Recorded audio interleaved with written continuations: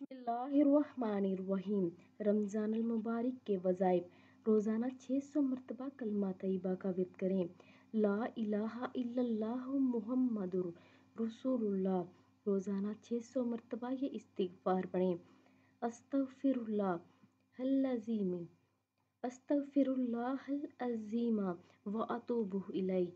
محبوب رب ذوالجلال صاحب دو جہان صلی اللہ علیہ وآلہ وسلم اس مہینے میں 4 باتوں کی کثرت کا حکم دیتے ہیں۔ ان میں سے 2 ایسی ہیں جن کے ذریعے تم اپنے رب عز و جل کو راضی کر لو گے، اور بقیہ 2 سے تمہیں بے نیازی نہیں۔